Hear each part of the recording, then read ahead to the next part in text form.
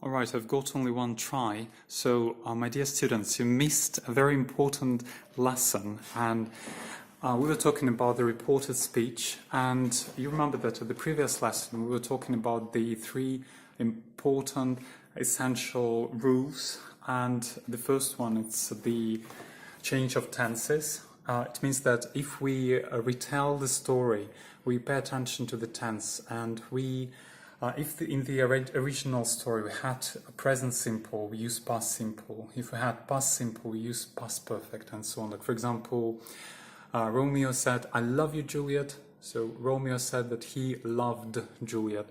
Then we have to change the time and place phrases, some words like now into then, and for example here and there, and so on, and also pronouns like I is changed into he. But today we're talking about questions and requests. So first of all, we have to understand the difference between a question and a request. So a question needs to be answered. Like, for example, what's your name? And you say, my name is Sergey, right? So, and a request, for example, could you open the window? And you just open the window. So, and here, apart from these three rules, we have to pay attention to the introduction. Like, for example, you can say, he asked me, she wanted to know, things like that. And then if we had the question word, like WH, so it can be who, where, why, and how.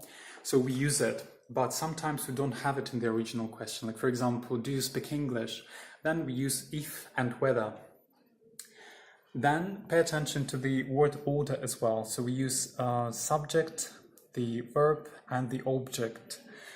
And if we had do, does, and did in the original question, we delete them, we do not use them. So here are the examples. Like, do you live here? And we say, he wanted to know if or whether I lived there. So which means that we follow those rules, and we also use the introduction, the question word, but we didn't have it. So it's going to be if or whether, then the subject, the verb, and the object. And pay attention that we do not use do or does and did and things like that. Then the second example, have you read it?